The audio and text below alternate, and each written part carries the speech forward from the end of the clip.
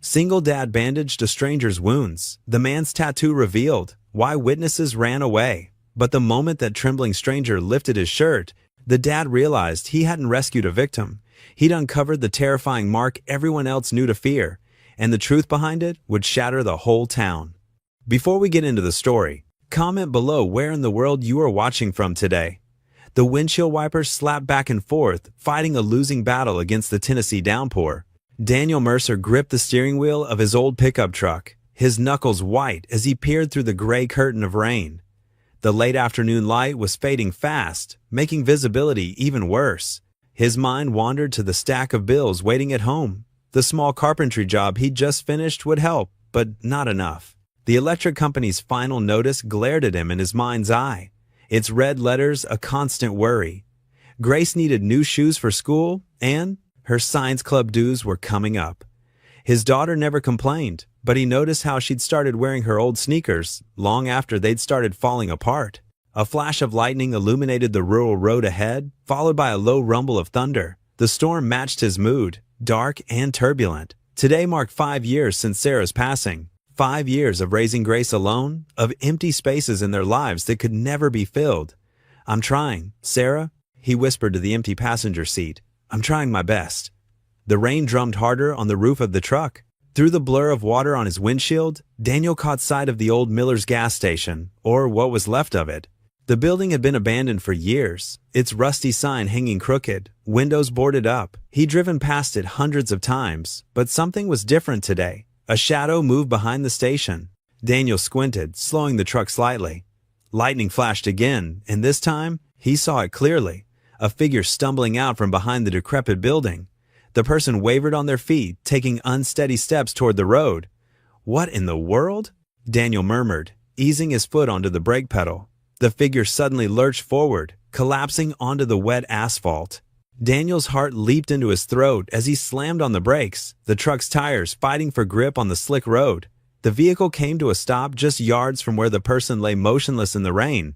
Daniel's hands trembled as he threw the truck into park and grabbed his flashlight from the glove compartment. Grace's voice echoed in his head from countless true crime shows she watched. "Never stop for strangers, Dad. It could be a trap." But he couldn't drive away. What if someone was truly hurt? Sarah would never have forgiven him for leaving someone in need. The rain soaked through his jacket as he stepped out of the truck, keeping the headlights trained on the fallen figure. "Hello?" he called out, approaching cautiously. "Are you okay?" The person, a man, Daniel could now see, stirred slightly. Blood mixed with rainwater beneath him, creating pale red rivulets that ran toward the road's shoulder. The man's clothes were soaked and muddy, and a dark stain spread across his side. "Help!" the man whispered, his voice barely audible over the storm. His face was pale, eyes unfocused as they found Daniel's. "Please." Daniel's heart raced, but years of handling emergencies as a father kicked in. "Try not to move," he said, keeping his voice steady despite his rising panic. "I've got a first aid kit in my truck." He jogged back to the pickup, yanking open the passenger door. The kit was where it always was, tucked under the seat. A habit he'd developed after Grace had fallen off her bike one too many times as a child. Lightning flashed overhead as he hurried back to the injured man, illuminating the scene in stark white for a split second. The man's breathing was shallow, his shirt torn on one side. Daniel knelt beside him, trying to shield him from the worst of the rain as he opened the first aid kit. His hands moved automatically, pulling out gauze and antiseptic wipes. "I'm going to take a look at that wound, okay?" Daniel said, his voice gentle but firm. "Can you tell me your name?" Before the man could answer, thunder cracked violently overhead, causing him to flinch and let out a pained gasp. Daniel steadied him with a careful hand on his shoulder, rain running down his face as he began to examine the injury. The storm raged on around them, but Daniel remained focused on the task at hand, just as he had learned to stay focused through all of life's storms. How much this man must be hurting, lying here in the cold rain, Daniel thought. He understood pain, physical and otherwise. He lived with it every day, carried it in his bones like the arthritis that plagued him after long days of work. But seeing someone else suffer always struck a deeper chord in him. The wound looked serious, too serious for his basic first aid skills, but he had to try something. The nearest hospital was 20 miles away, and in this weather, an ambulance would take too long to reach them. Daniel's mind raced through his options as he pressed clean gauze against the man's side. Rain continued to pour down, soaking through Daniel's clothes, but he barely noticed. His focus remained on the injured man, whose eyes now squeezed shut against another wave of pain. The thunder rolled again, closer this time, and Daniel could feel the vibration in his chest. He thought of Grace waiting at home, probably worried about him in this weather. She'd understand why he was late, though. She was so much like her mother that way, always putting others first, always willing to help someone in need. The thought gave him strength as he continued his efforts to help the stranger before him. The first aid kit lay open beside them, its contents carefully organized, Sarah's influence, from when she'd helped him pack it years ago. "Always be prepared," she used to say. "You never know when someone might need help." She'd been right about so many things. Daniel's fingers worked carefully but quickly, his movements deliberate despite the rain and fading light. The man's breathing had steadied somewhat, but his skin felt cold to the touch. Time was running out to make a decision about what to do next. Thunder cracked again, startlingly close this time, and the man winced in pain, his body tensing under Daniel's hands. The storm was getting worse, and they were both soaked to the bone. Daniel knew he had to act fast, but the weight of the decision pressed heavy on his shoulders, just like all the other decisions he'd had to make alone these past 5 years. Thunder boomed overhead as Daniel assessed the situation. The man's clothes were completely soaked, and blood mixed with rainwater on the asphalt beneath him. This was no place to help someone who was hurt. "Sir, I'm going to move you under that awning," Daniel said, raising his voice over the storm. "We need to get you out of this rain." The stranger managed a weak nod. Daniel carefully hooked his arms under the man's shoulders and began to drag him toward the abandoned gas station's covered area. The man wasn't particularly heavy, but his waterlogged clothes made the task harder. Daniel's boots slipped on the wet pavement as he struggled to maintain his grip. Once under the rusty metal awning, Daniel propped the injured man against the building's weathered wall. The sound of rain drumming on metal filled the space, but at least they were sheltered from the downpour. Dim light filtered through the grimy windows of the old station, providing just enough visibility to work. "I've got a first aid kit," Daniel said, keeping his voice calm and steady. "I need to take a look at where you're hurt." The stranger's eyes were half closed, his breathing labored. Daniel retrieved the kit from where he'd set it down and unzipped it with practiced movements. Years of working with tools had taught him to keep medical supplies close at hand. "Can you tell me your name?" Daniel asked as he pulled out gauze pads and antiseptic wipes. The man's only response was a pained grunt. His shirt was plastered to his body, and dark blood had spread across his left side. Daniel carefully began peeling the fabric away from the wound. That's when he saw it. The tattoo sprawled across the man's chest and disappeared under his shirt. An intricate design of thorn vines wrapped around what appeared to be a stylized snake. Daniel had seen enough news reports to recognize gang symbols, and this one made his stomach turn. It was the mark of the Vipers, one of the most notorious criminal organizations in the state. Daniel's hands froze for a moment. His mind flashed to Grace, waiting at home with Mrs. Rodriguez, their elderly neighbor. He thought about all the reasons he should get back in his truck and drive away. But the man groaned in pain, and Daniel's conscience wouldn't let him leave. He'd made a choice to stop and help. The tattoo didn't change the fact that this was a human being who needed aid. As he cleaned around the wound, a deep gash that looked like it might have come from a knife, Daniel noticed something else. Fresh tire tracks cut through the mud near the gas station, at least 2 different sets. Others had stopped here recently, and they'd left in a hurry, their tires spinning hard enough to leave deep grooves in the wet ground. Now he understood. They'd seen the tattoo too. They'd made the choice he was struggling not to make. The wound wasn't as bad as it had first appeared. Once Daniel cleaned away the blood, he could see it would need stitches, but wasn't life-threatening. He applied pressure with clean gauze pads and began wrapping a bandage around the man's torso. "This is temporary, Daniel," explained, working efficiently. "You need proper medical attention. I can drive you to the hospital." The man's hand shot out with surprising strength, grabbing Daniel's wrist. His eyes were fully open now, filled with a desperate intensity that made Daniel's pulse quicken. "Please." The stranger's voice shook, either from cold or fear. Maybe both. "Do not call the police." Daniel held very still, conscious of the iron grip on his wrist and the growing realization of just how complicated this situation had become. The rain continued to hammer against the awning, and lightning flashed in the distance, illuminating the abandoned gas station in brief, harsh bursts of light. Each flash seemed to highlight the choices before Daniel, the morally simple path of calling authorities versus the murky waters of getting further involved with whatever trouble this man was mixed up in. The stranger's fingers remained locked around Daniel's wrist, trembling but insistent as thunder rolled. Across the darkening sky, rain hammered against the old gas station's metal awning as Daniel helped the injured man to shelter. His hands were steady despite his racing thoughts, years of home repairs having taught him to stay calm in tense situations. Water dripped from both their clothes, forming small puddles on the cracked concrete. "I need to check that wound properly," Daniel said, keeping his voice level. The first aid kit lay open beside them, its contents neatly arranged. The stranger's eyes darted around, watching the empty road. His breathing was ragged, but he seemed more afraid than hurt. "My name is Eli," he said softly. "Eli Navarro." Daniel nodded, focusing on cleaning the gash on Eli's arm. "I'm Daniel Mercer." He tried to ignore the threatening tattoo that spread across Eli's chest, visible through his wet shirt. "This cut isn't too deep, but it needs proper medical attention." "I just left the hospital," Eli said, wincing as Daniel applied antiseptic. "That's where this all started." Lightning flashed, illuminating Eli's face.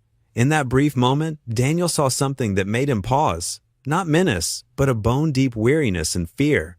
"What happened?" Daniel asked, carefully applying a bandage. Eli's words came out in a rush. "I was at the convenience store near the hospital. This man, he was threatening a woman outside. I stepped in, tried to stop him. He swallowed hard.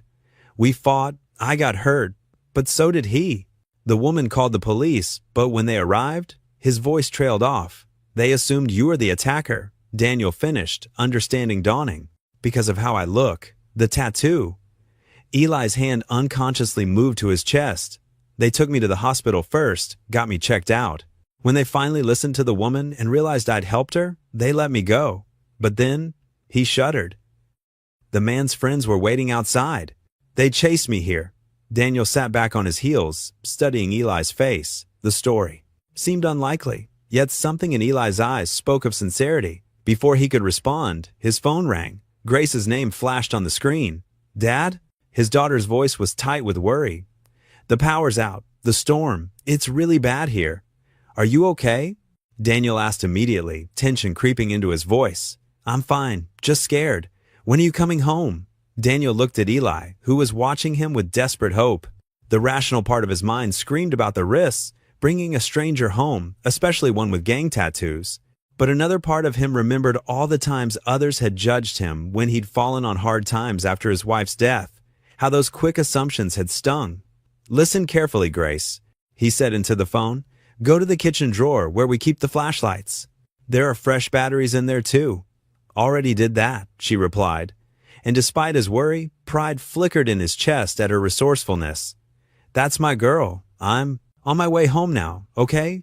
Should be there in 20 minutes. Okay, please hurry." Daniel ended the call and turned to Eli. "My daughter's alone at home," he said carefully. "I need to get back to her." "I understand," Eli said quietly, already trying to push himself up. "Thank you for helping me this much." The defeat in Eli's voice struck something in Daniel's heart. He thought of his late wife, how she'd always said that true character showed in the choices people made when helping others was difficult or scary. "Wait," Daniel said, making his decision. "I can't leave you here in this storm. My truck's just over there. Can you walk?" Relief and gratitude washed over Eli's face. "Yes, thank you. I swear you won't regret this." Daniel helped Eli to his feet, supporting him as they made their way through the rain to his truck. "I'm trusting you," he said firmly as he helped Eli into the passenger seat. "Don't make me regret that trust."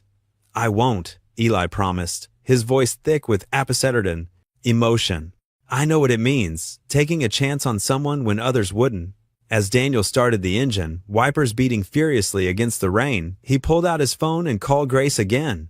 "Hey, sweetheart, I'm on my way now." "The power's still out," she reported, "but I found the battery-powered lantern in the garage." "Good thinking. Listen, I'm bringing someone with me. He's hurt and needed help." There was a pause on the line. "Like Mom would have done," Grace said softly. Daniel's throat tightened. "Yeah, like Mom would have done." He glanced at Eli, who was staring straight ahead through the rain-streaked windshield. "We'll be there soon." As they drove through the storm, Daniel wondered if he'd made the right choice. But when he thought about the fresh tire tracks at the gas station, all those people who'd seen someone in need and driven away, he knew he couldn't have done differently. Sometimes, he realized, the right choice was also the harder one. The truck's headlights cut through the rain as they headed toward home, where Grace waited with her battery-powered lantern glowing in the dark. Thunder rolled overhead. But for now, at least, they were moving forward together. The front door burst open, and Grace rushed out, her flashlight beam bouncing wildly.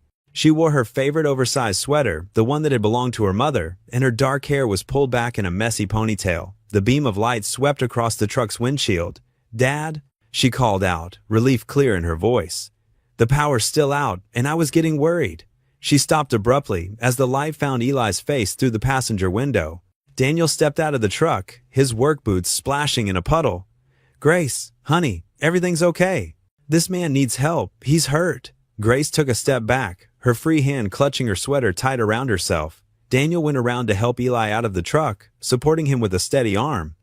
As they passed under the beam of Grace's flashlight, she got a better look at their unexpected guest. Despite his intimidating appearance, there was something in Eli's eyes that made her pause. "Let's get him inside," Daniel said, guiding Eli toward the house.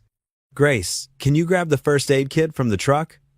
Inside, Daniel settled Eli onto their worn but clean couch. Grace set up several battery-powered lanterns, casting the living room in a warm glow. The rain tapped gently against the windows, a stark contrast to the earlier downpour. As Daniel checked Eli's bandages, Grace stood in the doorway, her brow furrowed in concentration. Something about Eli seemed familiar, tugging at an old memory. "Wait," she said suddenly, turning on her heel and disappearing down the hallway. The sound of rustling came from her room, followed by the thud of something heavy being moved. Daniel glanced up from his work, watching as Grace returned, clutching a large photo album to her chest. The cover was worn, its corners soft from years of handling. It had been her mother's. "Mom used to tell me stories," Grace said, sitting cross-legged on the floor and opening the album. The pages made a soft crackling sound as she carefully turned them. "About when she worked at the youth center, before I was born." Daniel's hands stilled on the bandage. Sarah had loved her work at that center, dedicating years to helping troubled teens find their way. It was where they had first met when he'd volunteered to help fix the center's aging heating system. "Here!" Grace's voice pulled him back to the present. She held the album up, pointing to a group photo. The image showed about 15 teenagers standing in front of the old youth center building. Sarah stood among them, young and radiant, her smile as bright as Daniel remembered. "Look," Grace said, her finger moving to a boy standing slightly apart from the group. He was thin, with dark hair and guarded eyes, but there was the hint of a smile on his face. "Mom told me about him. His name was Eli Navarro." Eli's quiet voice finished for her. He was looking at the photo, his expression a mix of wonder and pain. "Your mother? She was Sarah Collins?" Daniel took the album with trembling hands, studying the photograph more closely. The teenage Eli in the picture was barely recognizable in the man before them, but the eyes were the same. "She married me and became Sarah Mercer," Daniel said, slowly, looking up at Eli. "You knew her?" Eli nodded, wincing slightly as he shifted position. She helped me, when nobody else would." His voice was rough with emotion. "I was 16, angry at the world. She never gave up on me, even when I tried to push her away." Grace leaned forward, her eyes bright with interest. "Mom used to tell me about a boy who loved to draw. She said he had real talent, but he was afraid to show it." She paused, watching Eli's reaction. "That was you, wasn't it?" A look of surprise crossed Eli's face, followed by a flicker of something that might have been grief. "She remembered that?" Daniel sat back, his mind racing. The coincidence seemed almost impossible, finding this man from Sarah's past on this particular night in these circumstances. He watched as Grace asked Eli about her mother, about the youth center, about the art classes Sarah had encouraged him to take. Eli answered each question carefully, his details matching the stories Sarah had told over the years. But Daniel couldn't shake the unease in his gut. Was this truly a chance encounter? Or was there something more calculated at work? He thought of the gang tattoo, the fresh injury, Eli's fear of the police. The rain continued its gentle rhythm against the windows as Grace pulled out more photos, each one sparking a new memory, a new story. Daniel listened, torn between hope and suspicion. watching the man who claimed to have known his wife in a different life, in better times. Through the shadows cast by the bay lanterns, Daniel studied Eli's face, searching for answers. But all he found were more questions, wrapped in the complex web of past and present, truth and uncertainty. The connection to Sarah felt real, but so did the danger that seemed to cling to Eli like a shadow. The kitchen's fluorescent light buzzed overhead as Daniel stirred a pot of tomato soup on the stove. Steam rose in gentle wisps, carrying the simple aroma through the small house. He glanced over his shoulder, watching Grace tend to Eli's wounds with careful hands at their worn dining table. "This might sting a little," Grace warned, her voice gentle as she peeled back the old bandage. Her movements were precise, just like her mother's had been. Daniel remembered how his wife would patch up neighborhood kids who got scrapes and cuts playing basketball at the youth center. Eli winced, but remained still. "You're good at this," he said softly. "Mom was a nurse," Grace replied, dabbing the wound with antiseptic. "She taught me the basics." She paused, studying his face. "You knew her, didn't you?" "At the youth center?" Daniel's hand tightened around the wooden spoon. He kept stirring, but his ears strained to catch every word. "I did," Eli admitted. His voice grew distant, as if reaching back through time. "I was 14 when I first met her. My family." He stopped, swallowing hard. "We didn't have much. Some days, that youth center was the only place I got a hot meal." Thunder rumbled outside, softer now, but still present. The wind whistled through a gap in the kitchen window frame that Daniel had been meaning to fix. "What happened?" Grace asked, securing a fresh bandage. "How did you end up?" She gestured vaguely at his tattoo. Daniel turned from the stove. "Grace," he cautioned, not wanting her to pry too deeply. "No, it's okay," Eli said. He pulled his borrowed shirt, one of Daniel's old ones, closer around himself. "When you're poor and scared, you make choices. Bad ones? Sometimes. You look for belonging wherever you can find it." He traced the edge of the tattoo through the fabric. "This was forced on me. It's not who I am, but it's part of my story."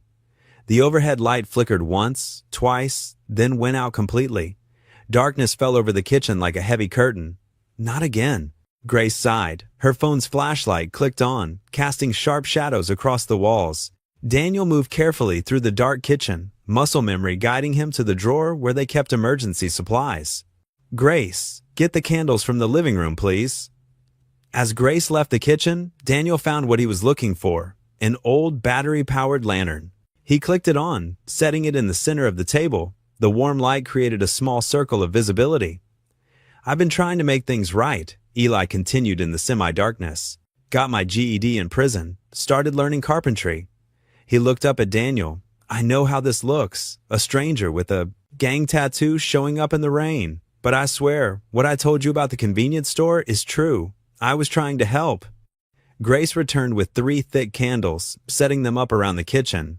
The dancing flames cast a warm glow that somehow made the space feel both smaller and safer. Daniel ladled soup into 3 bowls, his movements deliberate as he processed Eli's words. The man's story aligned with what he remembered his wife saying about some of the teens she worked with, how poverty and desperation could push good kids down dangerous paths. "My wife," Daniel said, placing the bowls on the table, "she always believed in second chances." The words felt heavy in his mouth, weighted with memory and loss. "Sarah," Eli said quietly, "she believed in me when nobody else did. Even after I stopped coming to the center." He stared into his bowl, his reflection rippling in the soup's surface.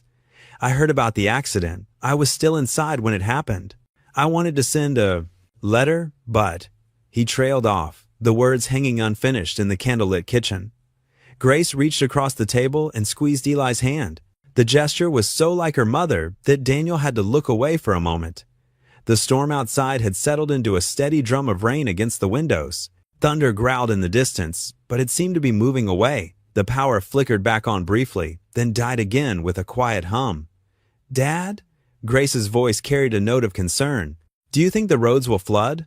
Before Daniel could answer, a sharp static crackle cut through the kitchen. The weather alert radio on the counter, a Christmas gift from Grace last year, suddenly sprang to life, its red indicator light blinking in the darkness. The mechanical voice broke through the quiet.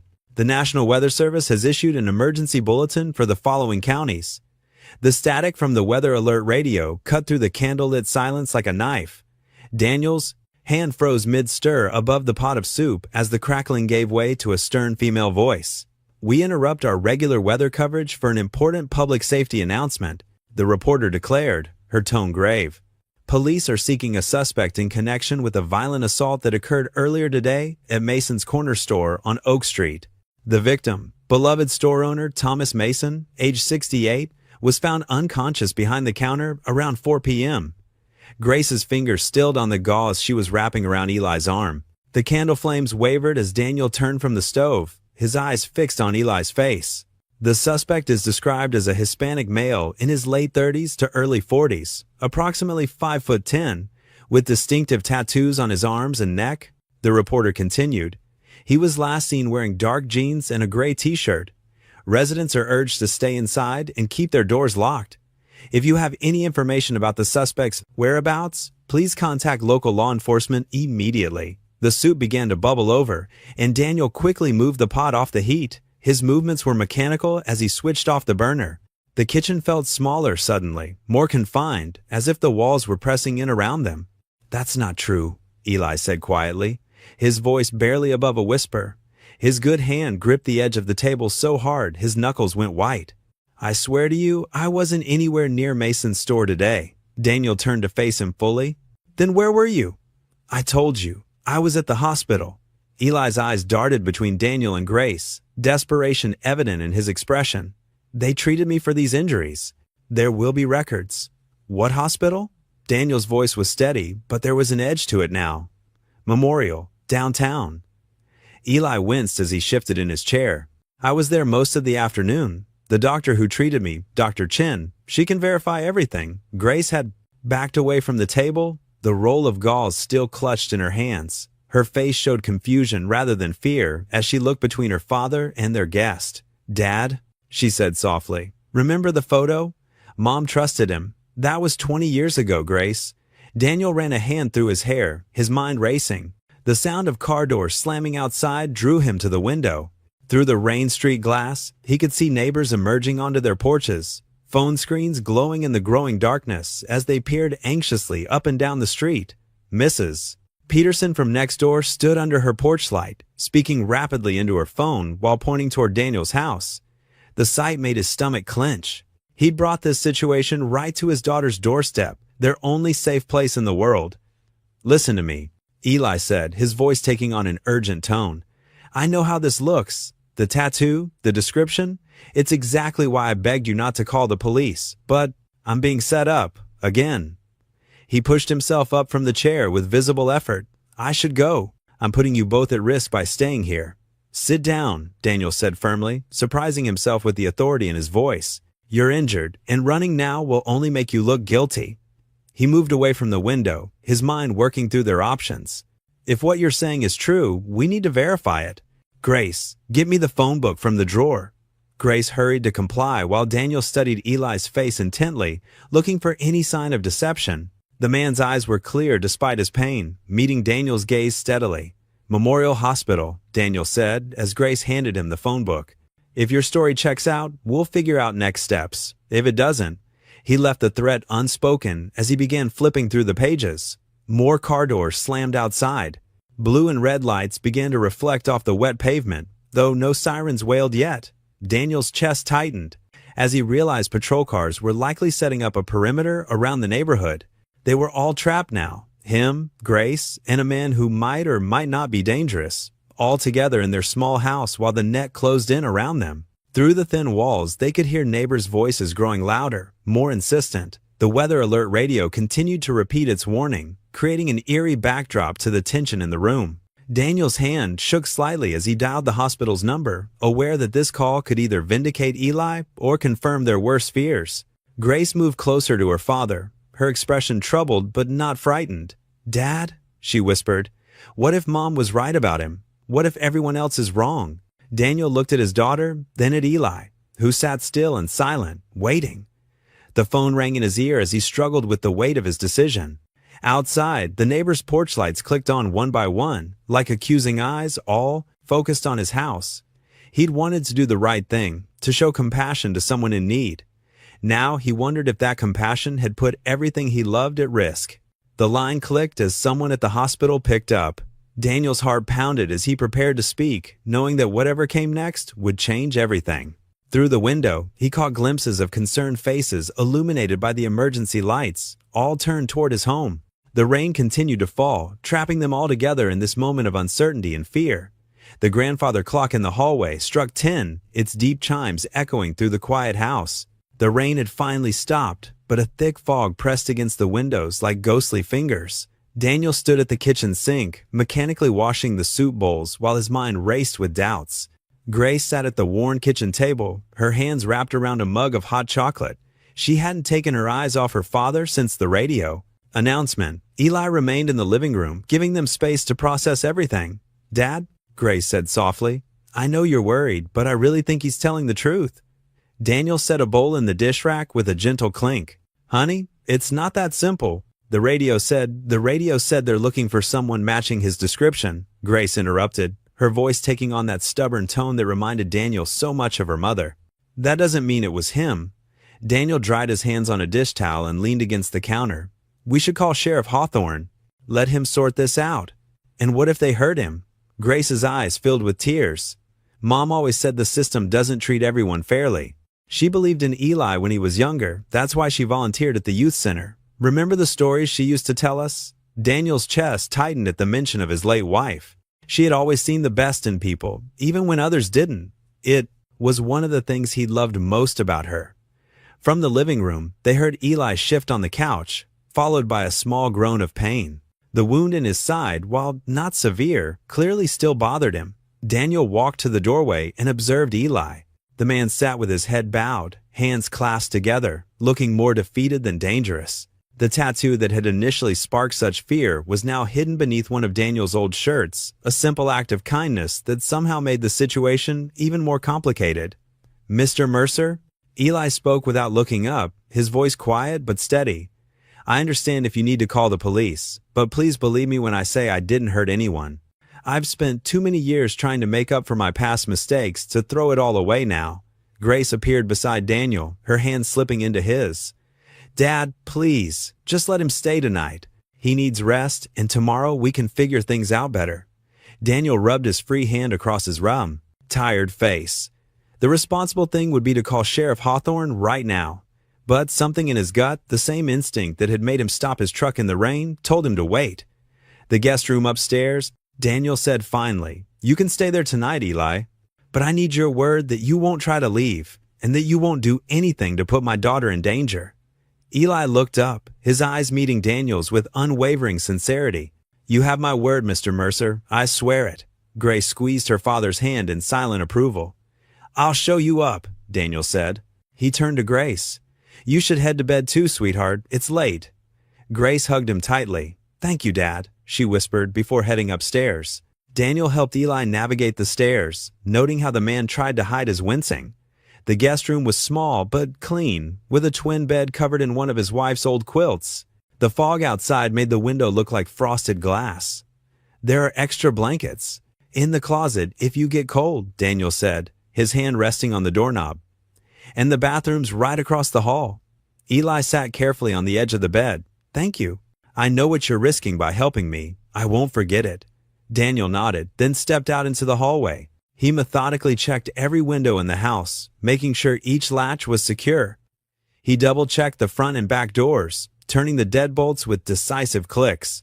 In the kitchen, he paused by the phone. Sheriff Hawthorne's number was right there on the emergency contact list pinned to the bulletin board. One call would end this uncertainty, would put the responsibility in someone else's hands, but it would also end any chance of discovering the truth, whatever that might be. Daniel's footsteps seemed unusually loud as he climbed the stairs to his bedroom. He could hear Grace's soft breathing from her room across the hall, already asleep. From the guest room, there was only silence. Lying. In bed, Daniel stared at the ceiling, watching the occasional headlights from passing cars create shifting shadows. The fog outside muffled the usual nighttime sounds, making the house feel isolated from the rest of the world. He knew sleep wouldn't come easily tonight. Every creak of the old house made him tense. Each sound could be Eli moving around, could be the prelude to what? Daniel wasn't even sure what he feared more, that Eli might try to leave, or that someone might come looking for him. The decision to let Eli stay felt both right and terrifying. It was the kind of choice that would ripple outward, affecting not just tonight, but days and weeks to come. Daniel could feel the weight of it pressing down on him as he lay there in the dark, listening to his home settle into uneasy silence. He thought about Grace's faith in Eli, about his wife's long-ago belief in a troubled teenager, about the fear and pain he'd seen in Eli's eyes. Somewhere in this tangled web of past and present lay the truth. Tomorrow, they would have to start unraveling it. But for tonight, all Daniel could do was listen to the quiet and hope he'd made the right choice. The first rays of sunlight crept through Daniel's bedroom window, finding him already awake. He dozed fitfully throughout the night, jerking alert at every creak and groan of the old house. His eyes felt gritty and a dull headache pulsed behind his temples. The cheerful morning birdsong outside seemed oddly out of place given the tension that still hung over the house. Daniel pulled himself out of bed, his muscles protesting from the previous day's work and stress. He shuffled to the bathroom, splashing cold water on his face in an attempt to feel more alert. Down in the kitchen, Grace was already dressed for school, pouring cereal into a bowl. She looked up when Daniel entered, her expression a mix of concern and determination. "Did you sleep at all, Dad?" she asked, pushing a mug of coffee toward him. Daniel accepted the coffee gratefully. He lied, not wanting to worry her. "How about our guest?" "I haven't heard anything," Grace said, glancing toward the ceiling. "Should I check on him before I leave?" Daniel shook his head. "I'll do it. You focus on getting to school on time." Grace finished her breakfast in thoughtful silence. As she rinsed her bowl in the sink, she said, "Maybe we could bring him something to eat when I get home? He probably needs proper food to heal. Let's just get through today first." Daniel replied, touched by her compassion, but still wary of making longer-term plans. When Grace's school bus rumbled past their driveway, Daniel watched from the window until it disappeared around the corner. The morning fog was beginning to lift, revealing a clear day that seemed determined to pretend nothing unusual had happened during the night's storm. Upstairs, Daniel paused outside the guest room. After a moment's hesitation, he knocked softly. "Eli, you awake?" A quiet yes came from inside. Daniel cracked the door open. Eli was sitting on the edge of the bed, looking as tired as Daniel felt. The bandage on his side needed changing. "I need to get some groceries," Daniel said. "Will you be okay here for a bit?" Eli nodded. "I gave you my word last night. I'll stay put." Daniel headed to Morton's Market, the local grocery store that had served the community for 3 generations. As he pushed his cart through the aisles, he couldn't help but notice the unusual number of people shopping early on a weekday morning. More concerning were the whispers that seemed to follow him. Near the dairy section, Mrs. Peterson and Betty Collins, 2 longtime neighbors, huddled together behind a display of yogurt. Their conversation dropped to hushed tones as Daniel approached, but not before he caught a snippet. Dot saw someone going into the Mercer house last night. Daniel pretended not to hear, focusing intently on selecting a carton of milk. But their slashendid words carried clearly in the quiet store. "In this weather, with everything that's happening?" Betty's voice trembled with barely concealed anxiety. Sarah across the street said she saw him helping someone inside, a stranger. Daniel's hand tightened on the milk carton. He could feel their stares boring into his back as he moved toward the bread aisle. There, he encountered Tom Wilson, who usually gave a friendly wave, but now quickly looked away. The tension in the store was palpable. Everyone seemed to be speaking in whispers, casting furtive glances his way. Daniel tried to shop quickly, but each aisle brought new uncomfortable encounters. At the meat counter, Mr. Morton himself, who had known Daniel for years, cleared his throat awkwardly. "Everything okay at your place, Dan?" "Heard some concerns from folks." "Everything's fine, Jim," Daniel said, trying to keep his voice steady. "People are just jumpy with all this storm damage." "Well, you know how it is," Mr. Morton continued, not meeting Daniel's eyes. "With that attack yesterday, folks are worried. They're saying the guy might be, not from around here." The implication in his tone made Daniel's stomach turn. He'd lived in this town long enough to recognize the undercurrent of prejudice that occasionally surfaced during times of stress. "I need to get home," Daniel said shortly, abandoning his half-filled cart. He couldn't stand another minute of the whispers and suspicious glances. As he hurried toward the exit, he overheard Mrs. Peterson's voice again. It's not like Daniel to make such poor choices. Ever since his wife passed, Daniel pushed through the doors into the parking lot, his cheeks burning. The drive home seemed endless, though it was only a few blocks. Every passing car, every person on the sidewalk suddenly seemed to be watching his house, judging his decisions. He pulled into his driveway, noticing how several curtains in neighboring houses twitched shut as he got out of his truck. The morning sun had burned away the last of the fog, leaving nowhere to hide from prying eyes. As he approached his front door, something white caught his attention. A piece of paper had been slipped underneath, its corner fluttering in the breeze. Daniel's heart rate quickened as he bent to pick it up. The note was brief, written in block letters. "Be careful who you let in." The late morning sun streamed through the kitchen window, casting warm squares of light across the worn linoleum floor. Daniel stood at the counter, measuring coffee grounds into the filter while stealing glances at Eli, who sat quietly at the small kitchen table. The stranger's shoulders were hunched, his bandaged arm cradled close to his body. "How's the wound feeling?" Daniel asked, pressing the brew button. The coffee maker gurgled to life. "Better," Eli replied softly. "Thank you." He traced invisible patterns on the wooden tabletop with his finger, seeming lost in thought. The coffee maker sputtered and dripped, filling the kitchen with its rich aroma. Daniel pulled 2 mugs from the cabinet, the one with the loose door that always squeaked. The hinge gave its familiar protest. "Been meaning to fix that," Daniel muttered, more to himself than to Eli. "I could help," Eli offered unexpectedly. "Used to do maintenance work at the youth center." He paused, then added quietly, "Where I knew your wife." Daniel set the mugs down and leaned against the counter, studying Eli. The morning light threw the dark ink on his neck into sharp relief. The question had been burning in his mind since last night. "The tattoo," Daniel said carefully. "There's more to that story, isn't there?" Eli's hand unconsciously moved to his neck, fingers brushing over the marked skin. His eyes grew distant, as if looking into a past he'd rather forget. "It wasn't by choice," he began, his voice barely above a whisper. "I was in prison for a crime I didn't commit. Wrong place, wrong time. The evidence was circumstantial, but it was enough." Daniel poured the coffee, sliding one mug across the table to Eli, who wrapped his hands around it like he was seeking warmth despite the mild morning. "There was a gang inside," Eli continued. "They ran everything. One day, they wanted me to help them smuggle drugs into the prison hospital wing. I refused." He took a shaky breath. "Your wife? She taught me better than that. All those years ago at the youth center, she showed me what integrity meant." Daniel sat down across from him, the coffee forgotten. "What happened?" "They cornered me in the laundry room. 4 of them." Eli's knuckles went white around the mug, held me down. "They had a makeshift tattoo gun. Said if I wouldn't wear their colors willingly, they'd mark me as theirs anyway." His voice cracked slightly. "Make sure everyone who saw me would know I belonged to them, even though I didn't." The kitchen fell silent except for the gentle ticking of the wall clock. Daniel felt the weight of Eli's words settle in his chest, understanding dawning about why the man had been so desperate not to be judged by that mark. "How long were you in?" Daniel asked softly. 3 years. Got out early when they found evidence clearing me." Eli finally took a sip of his coffee. "But the tattoo, it stayed. Like a permanent sentence. People see it and assume the worst. Run away. Like at that gas station yesterday." Daniel remembered the fresh tire tracks in the mud, the people who had driven away rather than help a bleeding man. His own initial fear and hesitation felt shameful now.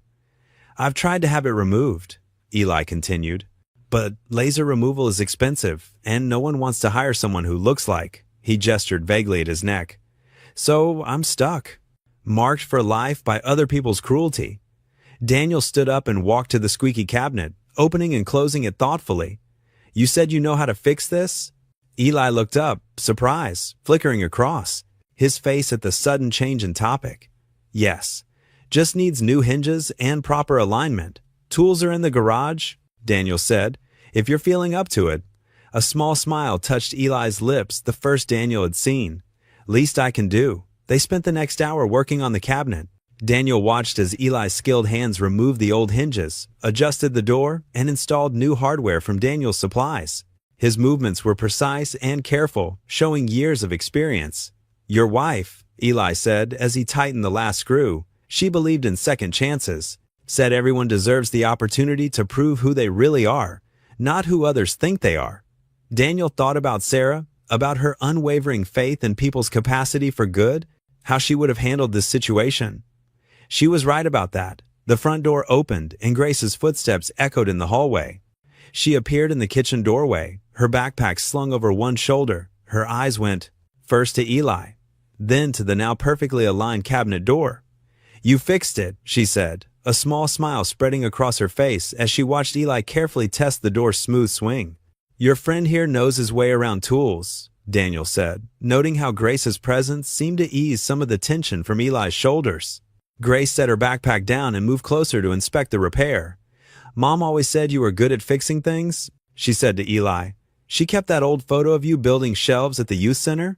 Eli's hand stilled on the cabinet door. "She kept that?"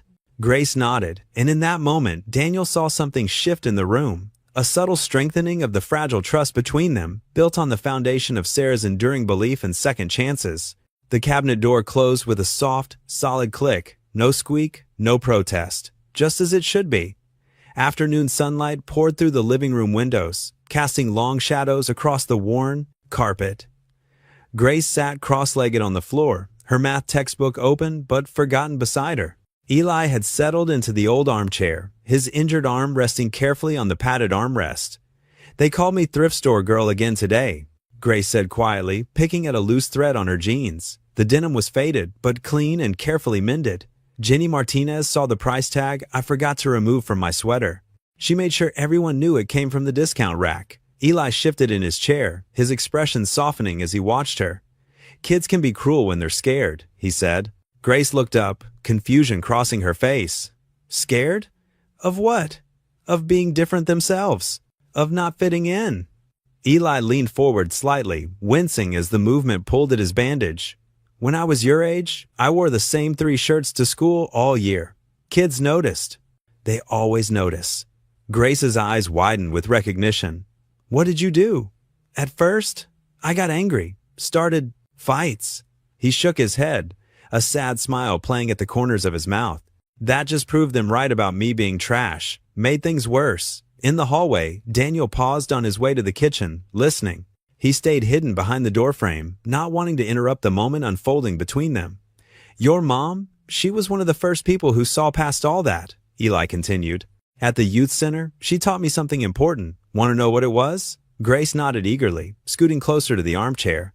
"She said our worth isn't in what we wear or what's in our wallet. It's in how we treat others, especially when they're unkind to us." Eli's voice grew stronger, more certain. "Those kids making fun of you? They're showing their own weakness, not yours." "But it still hurts," Grace admitted, her voice barely above a whisper. "Of course it does. Pain is real, but so is strength." Eli leaned back in the chair, considering his next words carefully. "You know, what I see when I look at you, Grace?" She shook her head. "I see someone who helps her dad without being asked. Someone who showed kindness to a stranger when others wouldn't. That's real wealth right there." Grace's shoulders straightened slightly, a small smile tugging at her lips. "Mom used to say something like that, about how being rich in heart matters more than being rich in stuff." "Your mom was wise," Eli said softly. "She helped me understand that when I was about your age, I was so angry back then, felt so worthless, because we were poor. But she showed me how to find dignity in doing what's right, not in what I owned." From his hiding spot, Daniel felt his throat tighten. Sarah had never told him about Eli specifically, but he remembered how passionate she'd been about her work at the youth center, about giving kids hope and purpose. "Sometimes," Grace confessed, "I get mad at kids like Jenny. I want to say mean things back." "That's natural," Eli nodded. "But you know, what's stronger than getting even? Rising above it. When people expect you to break, stand tall instead. That really throws them off." Grace laughed, a genuine sound that filled the room. "Is that what you do now?" "Try to." Eli's face grew serious. "Life's given me plenty of chances to practice. When people see this," he gestured to his tattoo, "they make assumptions, judge me before knowing me. But I choose not to let their fear define who I am." "Like how you helped that woman at the store," Grace said. "Even though people might think wrong about you." Eli nodded slowly. "Sometimes doing the right thing means people might misunderstand, but that doesn't make it any less right." Daniel watched as his daughter absorbed these words, seeing something shift in her expression, a new understanding taking root. The afternoon light caught the tears in her eyes, but they weren't sad tears anymore. "You know what else your mom taught me?" Eli continued, his voice gentle. "She said every bide, person has a light inside them. When times get dark, that light shines brightest. I see that light in you, Grace. Grace wiped her eyes with the back of her hand, smiling. Thanks, Eli. I think Mom would be glad you're here. Daniel chose that moment to step into the room, pretending he'd just arrived. The scene before him, his daughter's tear-streaked but peaceful face, Eli's protective posture, stirred something in his heart. Despite his lingering concerns, he couldn't deny the positive change this stranger was bringing to their home. Hey, he said softly, how about we all have dinner together? I was thinking of making Sarah's old recipe for chicken and rice. Grace's face lit up. Really? We haven't had that in ages. I'd be honored, Eli said quietly, understanding the significance of the invitation. The late afternoon sun painted the walls in warm amber tones as they moved toward the kitchen together. Three people brought together by circumstance, but connected by something deeper. The legacy of a woman who had taught them all about the power of seeing past surfaces to the light within. The clink of dishes and running water filled the kitchen as Grace methodically washed the dinner plates. Steam rose from the sink, fogging the window above it that looked out into the darkening yard. Daniel sat at the kitchen table, his laptop casting a blue glow across his tired face. The evening had settled into a peaceful, quiet, broken only by the gentle domestic sounds of cleanup. You don't have to do all those by yourself, Daniel called to Grace, glancing up from his screen. I can help. It's okay, Dad, Grace replied, scrubbing at a stubborn spot on a plate. You cooked. Besides, it helps me think. Daniel smiled softly at his daughter's maturity, then turned back to his laptop. He'd been scanning local news sites for the past 20 minutes, trying to piece together more information about the store owner's assault. Most articles repeated the same. Vague details. An attack at dusk, a tall man in a dark jacket, the victim still recovering in the hospital. A new post caught his eye. The local police department's social media page had just updated with fresh evidence. Daniel clicked the link, leaning closer to the screen. His heart began to race as he studied the grainy security camera image that filled his display. The timestamp showed 6:47 p.m. the previous evening. The photo captured a figure outside the Save Quick Gas and Market, where the assault had taken place. The man wore a jacket similar to Eli's, dark, with a distinctive collar, but something wasn't right. Daniel enlarged the image, squinting at the details. Grace, he called, his voice tense with concentration. Can you come look at something? Grace dried her hands on a dish towel and walked over, peering over her father's shoulder. What is it? Look at this person, Daniel said, pointing to the screen. Really look at them. The figure in the image was caught, mid-stride, heading toward the store's entrance. Even in the poor quality of the security footage, certain details were clear. The man was notably tall, towering over the marked height measurements on the doorframe. And there was something else. His gait was distinctly uneven. He's limping, Grace observed, touching the screen lightly. And he's way taller than Eli. Daniel nodded slowly, his mind racing. Eli, who was sleeping in the guest room, couldn't have been more than 5'9". The man in the image had to be at least 6'2".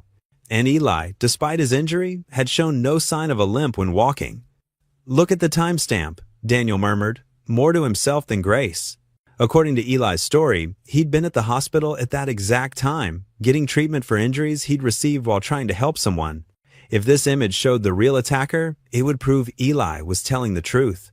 Daniel opened another tab and searched for the hospital's phone number. His fingers hovered over the keyboard as he considered his next move.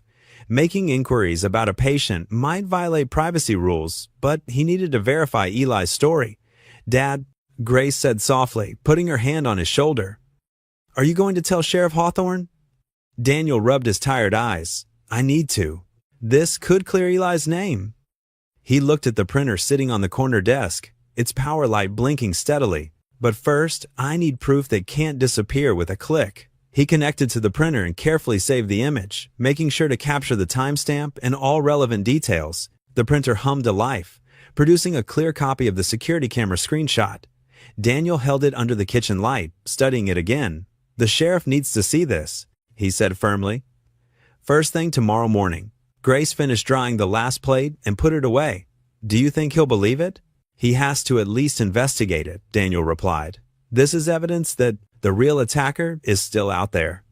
He slipped the printed image into a manila envelope and wrote the date and time on the outside. Tomorrow, he would take it to the sheriff's office and hopefully start the process of clearing Eli's name. For now, though, the truth was safely captured on paper, waiting to be revealed. The kitchen clock ticked steadily on the wall as Daniel powered down his laptop. Through the window, crickets had begun their evening chorus, a peaceful contrast to the tension of the past 24 hours.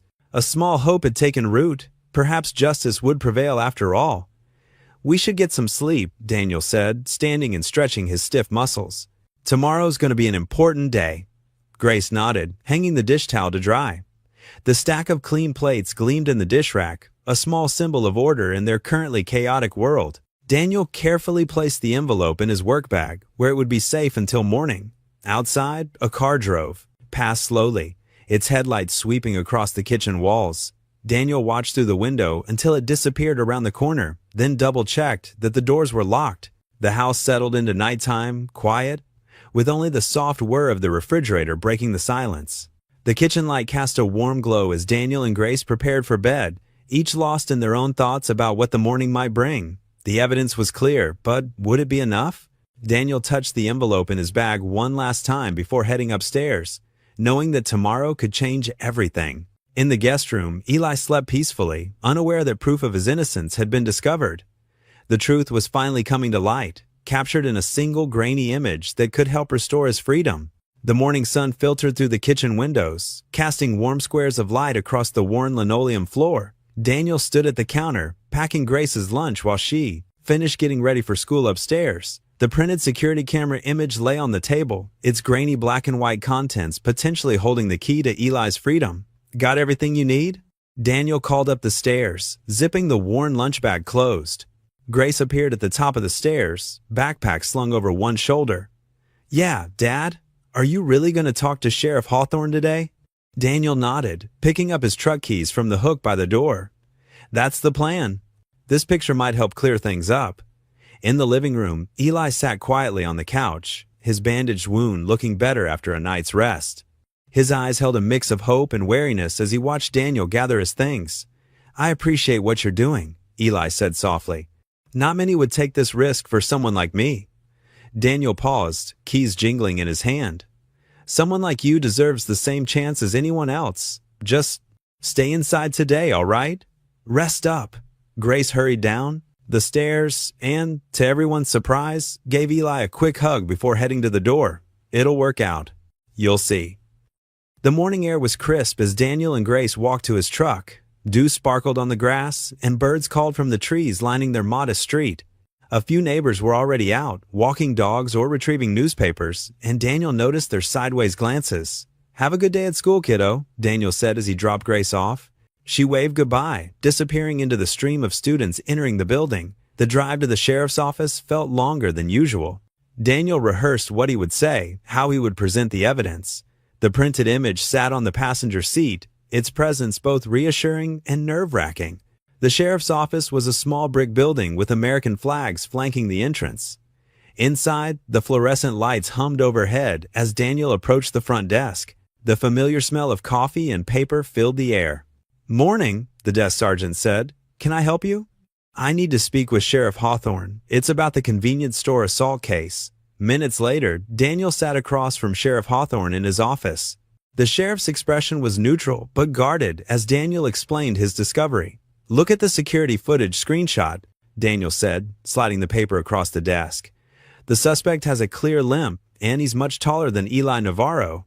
Sheriff Hawthorne picked up the image, studying it carefully. His weathered face revealed nothing as he compared it to the official case file on his desk. "Where did you get this?" he asked, his voice measured. "It was posted on the local news website. Anyone can access it." Daniel leaned forward slightly. "Sheriff, I know Eli's appearance makes people uncomfortable, but that tattoo? It wasn't his choice. He was marked against his will." The sheriff's eyes narrowed slightly.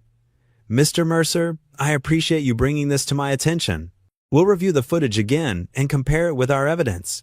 But I have to ask, why are you so invested in this case?" Daniel thought about Grace's mother, about the youth center where she had once helped Eli, about second chances and judgment. Because sometimes what seems obvious isn't the whole truth. After a long moment, Sheriff Hawthorne nodded slowly. "I'll look into it. That's all I can promise for now. Relief washed over Daniel as he left the sheriff's office. It wasn't a complete victory, but it was a start. The morning sun had risen higher, warming his face as he walked to his truck. When he pulled into his driveway an hour later, Daniel was surprised to find Eli sweeping leaves off the front porch. The simple domestic act seemed to transform the space, making it feel more like a home than it had in months. "You didn't have to do that," Daniel said, climbing out of his truck. Eli leaned on the broom handle, a small smile playing at the corners of his mouth. "Wanted to earn my keep somehow." "How'd it go with the sheriff?" "He's going to review everything. It's a start." Daniel joined Eli on the porch, looking out at the quiet street. "You know, Grace's mother would be proud to see how far you've come." Eli's eyes misted slightly. "She was the first person who ever believed in me. Seems like that runs in the family." The rest of the day passed peacefully. When Grace returned from school, she found both men working on fixing a loose railing on the back steps. The evening settled around them like a comfortable blanket as they shared a simple dinner of spaghetti and garlic bread. Later, as they sat in the living room, the TV playing softly in the background, Daniel looked at his unlikely household. Grace was curled up with a book, while Eli sketched quietly in a notebook Daniel had given him. The atmosphere was different from the tense uncertainty of previous days. There was hope now, a feeling that maybe everything would work out after all. Through the window, the stars were beginning to appear in the darkening sky. For the first time in days, the future didn't seem quite so daunting. They sat together in companionable silence, each lost in their own thoughts but united in their shared hope for tomorrow. The evening settled around Daniel's modest home like a soft blanket, bringing with it the familiar chorus of crickets and the gentle rustling of leaves. Daniel stood in Grace's doorway, watching as she snuggled deeper into her covers, her math textbook still open beside her. "Time for sleep, sweetheart?" Daniel said, moving to collect the book. "Math will still be there in the morning." Grace yawned, but caught his hand. "Dad, do you think everything's going to work out? With Eli, I mean?" Daniel sat on the edge of her bed, the mattress dipping slightly under his weight. "I hope so. That security camera footage could make a real difference." "He's good, Dad, I can tell." Grace's eyes were heavy with sleep, but her voice carried conviction. "Your mom always could see the best in people too," Daniel said softly, tucking a strand of hair behind her ear. "Get some rest now." He kissed her forehead, switched off the bedside lamp, and quietly closed her door. Through the window at the end of the hall, he could see Eli's silhouette on the front porch, sitting in one of the old wooden chairs Daniel had repaired last summer. The screen door creaked as Daniel stepped outside. The night air was cool and clean after the recent rains, carrying the scent of wet earth and blooming jasmine from Mrs. Peterson's garden next door. "Mind if I join you?" Daniel asked, settling into the chair beside Eli. Eli shook his head, his eyes fixed on the distant tree line. "Your daughter," he said after a moment, "she reminds me so much of Sarah, your wife. Same kind heart." Daniel's chest tightened at the mention of Sarah. "Yeah, she does. Sarah would have given you a chance too, you know. Second chances were kind of her specialty. At that youth center." "I never told her how much those few months meant," Eli said, his voice rough with emotion. "She saw past everything, my clothes, where I came from, all of it. Just treated me like I was worth something. That's why I couldn't just drive past you in that storm," Daniel admitted. "Sarah would have stopped. And that security footage? She would have looked for it too." They sat in comfortable silence for a while, listening to the night sounds. A cool breeze stirred the trees, making shadows dance across the yard. "I've been running so long," Eli said quietly, "always looking over my shoulder, expecting the worst, these past couple days. It's the first time in years I've felt like maybe I could stop running." Daniel nodded, understanding more than he could say. "We all deserve a chance to stand still, catch our breath, build something good." "Even with this?" Eli touched his neck where the gang tattoo marked his skin. "Most people see it and decide my whole story. Right there. That tattoo's part of your past, not your future," Daniel said firmly. "What matters is what you do from here." Eli's shoulders relaxed slightly, as if a weight had lifted, but then his posture suddenly stiffened, his eyes narrowing as he scanned the darkness beyond the porch light's reach. "Something wrong?" Daniel asked, following his gaze. Eli shook his head slowly, but his body remained tense. "Probably nothing, just old habits." But his eyes kept returning to a particular spot in the tree line, where the shadows seemed to shift and deepen. Years of survival instincts had honed his senses to danger, And right now, those instincts were screaming. "Think I'll turn in," Daniel said, stifling a yawn. "Got an early job tomorrow. You good out here?" "Yeah," Eli replied, his voice carefully neutral. "Thanks, Daniel. For everything." Daniel stood, stretching his tired muscles. "Get some rest. Things will look better in the morning." Inside, Daniel moved through his nightly routine, checking the back door's deadbolt, making sure the kitchen windows were secure, setting the coffee maker for morning. The house creaked and settled around him, familiar sounds that usually brought comfort. Outside Eli's window, a branch swayed in the breeze, casting moving shadows on the wall. Or perhaps it wasn't the branch at all. In the darkness beyond the glass, something, or someone, watched and waited, their presence masked by the night's shadows.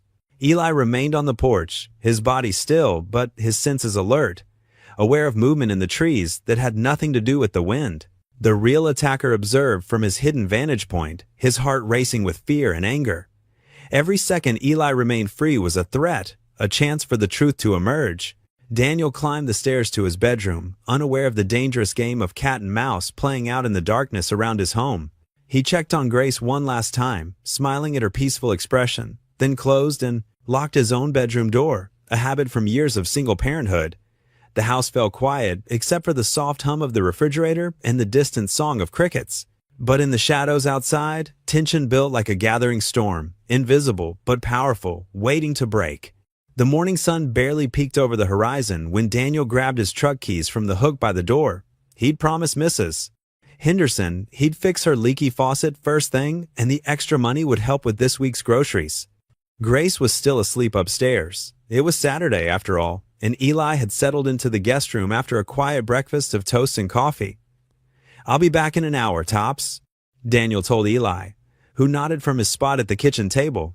Grace usually sleeps late on weekends, but if she needs anything... "I'll keep an ear out," Eli assured him, his hands wrapped around a steaming mug. The bruises on his face had started to fade to a dull yellow, and he moved with less pain now. Daniel hesitated at the door, then headed out. The neighborhood was peaceful, gardens still wet with dew, and birds calling their morning songs. Nobody would guess the tension that had gripped the community just days before. Inside Grace's bedroom, the morning light filtered through her curtains, casting gentle shadows on her sleeping face. The house creaked and settled, normal sounds that didn't disturb her rest, until a crash from downstairs jolted her awake. Grace sat up, her heart hammering. That wasn't the usual house noise. Another thud, followed by the distinct sound of breaking glass. She slipped out of bed, her bare feet silent on the carpet. "Eli?" she called softly, creeping to her bedroom door. No answer. More sounds from below, shuffling, a muffled curse, the scrape of furniture being moved. These weren't Eli's careful, considerate movements. Grace's hands trembled as she eased her door closed and back toward her closet. Her phone lay on the nightstand, and she grabbed it, ducking into the closet just as heavy footsteps started up the stairs. The closet was dark and smelled of laundry detergent. Grace pressed herself between hanging clothes, trying to steady her shaking fingers as she dialed her father's number. Each ring seemed to echo in the small space. "Grace?" Daniel's voice was tinged with concern. "Everything okay?" "Dad," she whispered, "someone's in the house." I heard breaking glass, and a shout from downstairs cut her off, followed by the unmistakable sound of a body hitting the floor. Grace bit back a whimper. "Grace, listen to me." Daniel's voice was urgent now. "Stay hidden. I'm calling the police and coming right home. Don't make a sound." The call ended, and Grace hugged her knees to her chest, trying to make herself as small as possible. Through the slats in the closet door, she could see her bedroom, morning sun streaming through the window, making everything look deceptively normal. Downstairs, chaos erupted. "Where is he?" a rough voice demanded. "I know this is where he's hiding. You need to leave." Eli's voice was calm but firm. "Now. You think I'm going to let you talk to the cops? Tell them what you saw?" The stranger's voice rose in anger. "I've worked too hard to let some ex-con ruin everything." A crash, the sound of breaking pottery, her mother's favorite vase. Grace realized with a pang, and then the unmistakable sounds of a struggle. Grunts of pain, the thud of fists meeting flesh, furniture scraping across floors. Grace pressed her hands over her ears, but she couldn't block out the violence below. Tears rolled down her cheeks as she prayed for her father to arrive, for help to come, for Eli to be okay. The fight moved through the house, from living room to kitchen, back to the entryway. Glass crunched under boots. Something heavy hit the wall hard enough to shake the pictures hanging in Grace's room. "You should have stayed away," the attacker snarled. "Should have let them think it was you." "I won't let you hurt anyone else." Eli's voice was strained but determined. Suddenly, new voices joined the fray. Sharp commands, the bang of the front door being thrown open. "Police! Freeze!" Grace's heart leaped with relief, but the next words made it plummet. "Get on the ground! Hands where we can see them!" "Wait." Eli's voice was urgent. "You don't understand. On the ground now." The sound of handcuffs clicking shut. Heavy boots on hardwood floors. Grace pushed open her closet door with trembling hands, creeping to her window. Below, 2 police cars sat in the driveway, lights flashing. Neighbors gathered on their lawns, pointing and whispering. Her father's truck screeched to a halt at the curb. Daniel jumped out, running toward the house just as officers led Eli out in handcuffs. Eli's face was bloody, his shirt torn, but he held himself straight, dignity intact, even in restraints. "Stop!" Daniel shouted. "You've got the wrong man."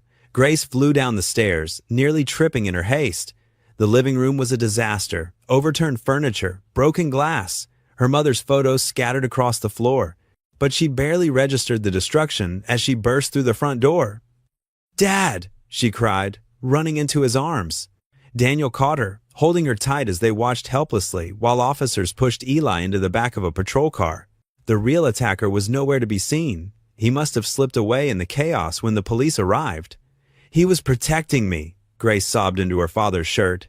"The other man broke in, and Eli fought him to keep me safe. Dad, we have to tell them." "We will, sweetheart." Daniel's voice was thick with emotion as he stroked her hair.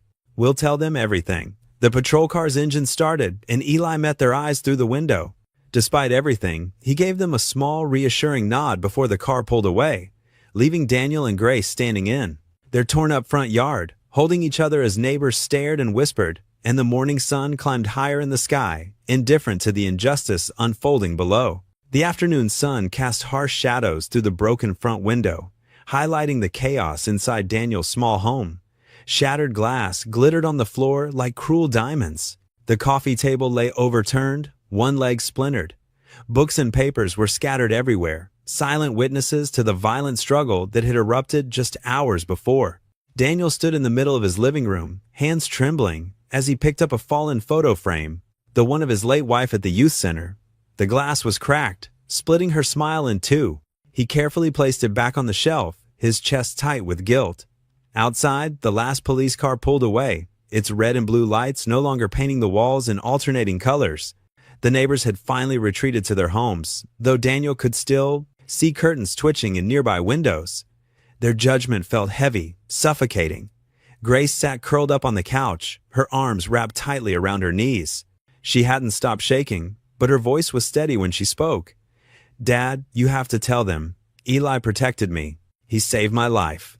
Daniel ran his hands through his hair, remembering how he'd found Grace hiding in the upstairs closet, terrified but alive. "I know, sweetheart. I know he did. The man, the real attacker, he broke in through the kitchen door." Grace continued, her words tumbling out faster now. "I heard the noise and hid, just like you taught me, but he was looking for Eli, saying something about keeping quiet. When Eli saw him threatening to search upstairs, she swallowed hard. Eli didn't even hesitate. He jumped right in to keep him away from where I was hiding." The sheriff's words from earlier echoed in Daniel's mind. "We'll sort this out at the station. But right now, we've got a known offender, involved in a violent altercation. Protocol is protocol, Mr. Mercer." Daniel picked up his phone for the 5th time in the last hour, checking for any updates from the station. Nothing. He should have shown the security camera footage to the sheriff sooner, should have pushed harder when he first saw it, should have done something, anything, more. A soft knock at the door made them both jump. It was Mrs. Peterson from next door, holding a casserole dish. Her face was pinched with concern, and something else, fear. "I thought you might need." She trailed off, her eyes darting around the damaged room. "Daniel, is it true? They're saying that man you took in, his name is Eli," Grace interrupted, standing up. "And he protected me from the real criminal."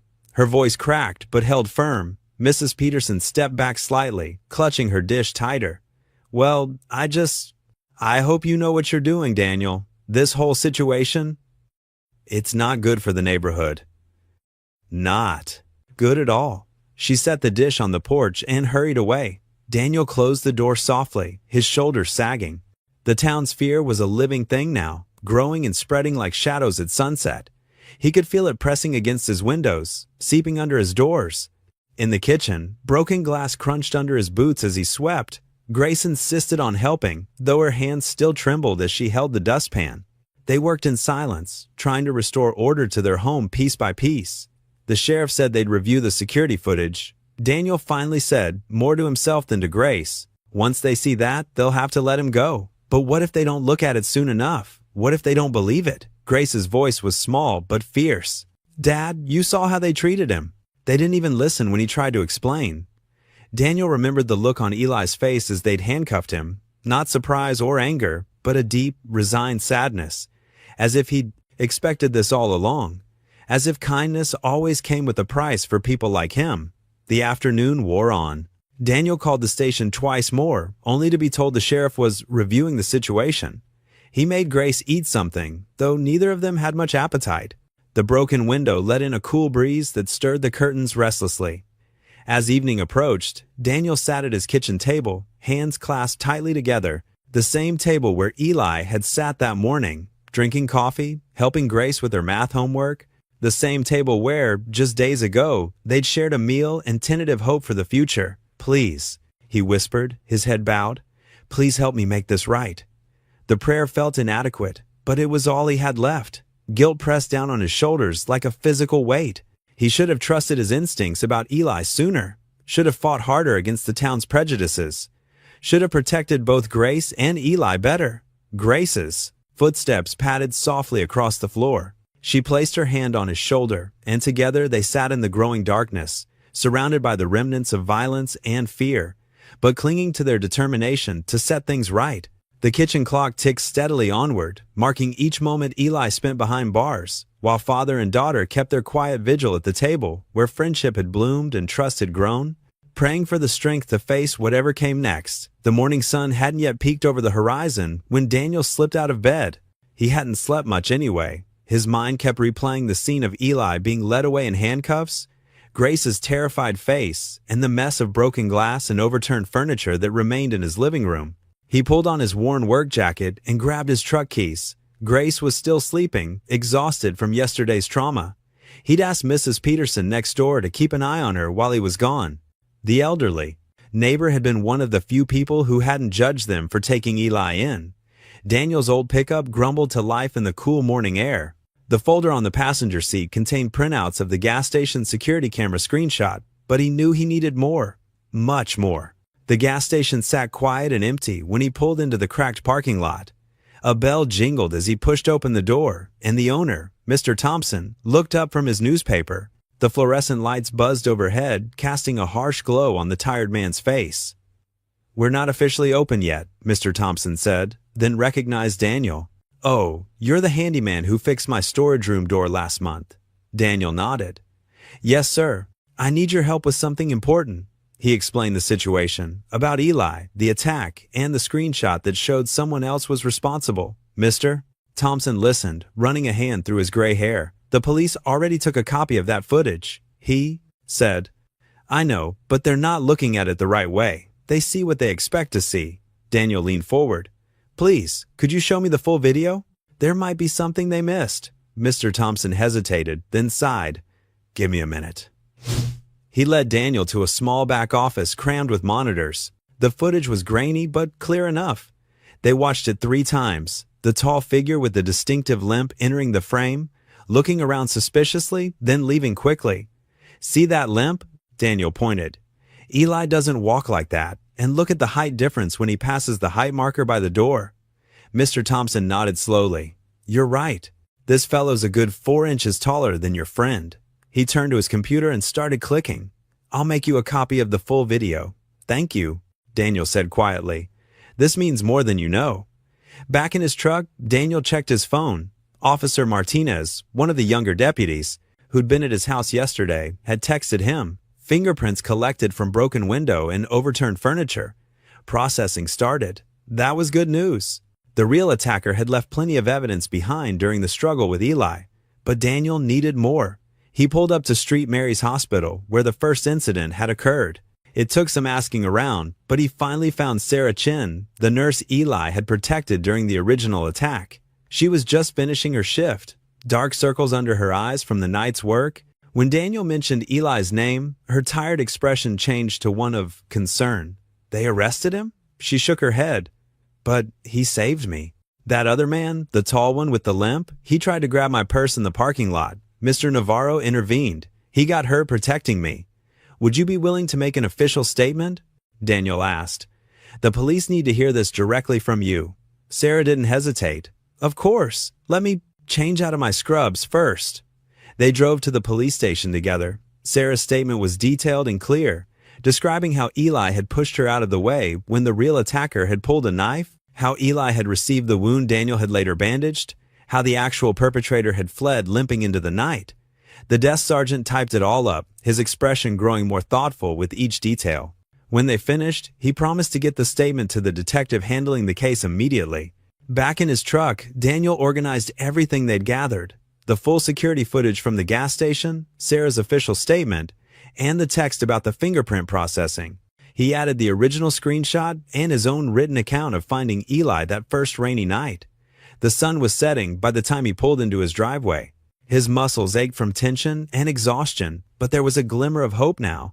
The folder beside him contained real evidence, proof that could help clear Eli's name. Through the front window, he could see Grace sitting at the kitchen table, working on her homework under Mrs. Peterson's watchful eye. The broken window had been temporarily covered with plywood, a stark reminder of yesterday's violence. Daniel gathered the folder and stepped out of his truck. The weight of the evidence felt solid in his hands, not just papers and statements, but the beginning of a path to making things right. He'd failed Eli once by not acting sooner. He wouldn't fail him again. Inside, Grace looked up from her textbook. Did you find anything that can help Eli?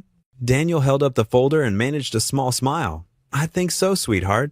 I really think so. Mrs. Peterson squeezed his arm as she gathered her things to leave. You're doing the right thing, Daniel. That young man protected our Grace. Now it's our turn to protect him.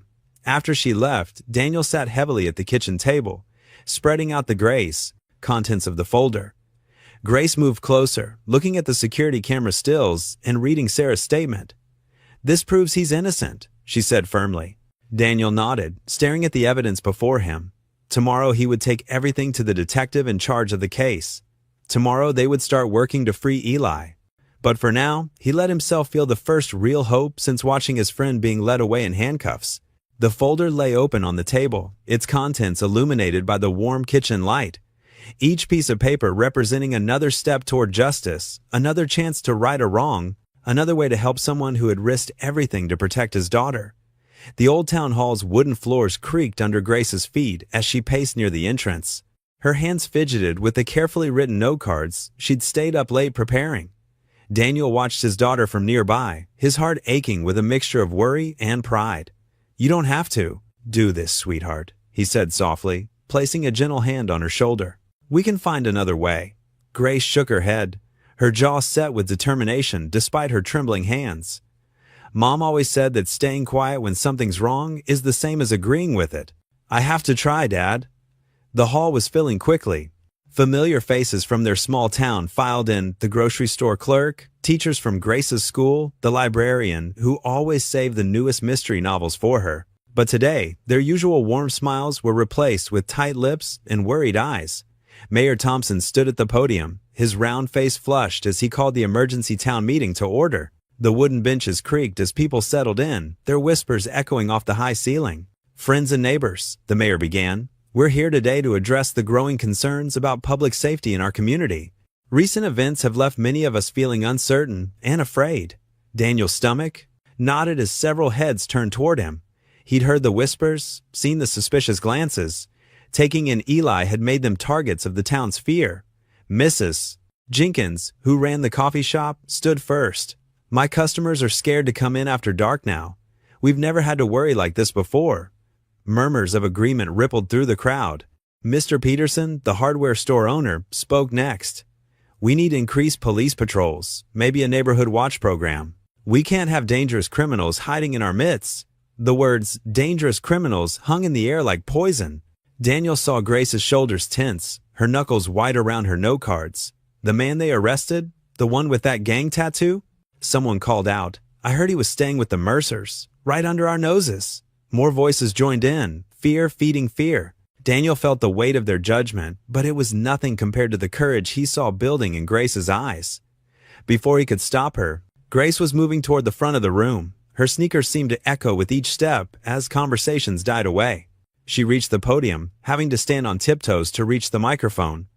My name is Grace Mercer, she began, her voice quavering slightly. And I need to tell you about the man you're all so afraid of. The room fell into an uneasy silence. Daniel moved closer to the front, positioning himself where Grace could see him, offering silent support. 2 days ago, a man broke into our house. Grace continued, her voice growing stronger. He came in through the kitchen window. I was upstairs, and I heard the glass break. She paused, taking a deep breath. I was so scared I could barely breathe. I hid in my closet and called my dad. Daniel saw several mothers in the audience draw closer to their own children, their faces softening with empathy. But Eli, the man you're all calling dangerous, he was there. He didn't run away, he didn't hide. Grace's voice cracked. Slightly, but she pressed on. He confronted the real attacker. He put himself between that man and the stairs leading to where I was hiding. The silence in the room deepened.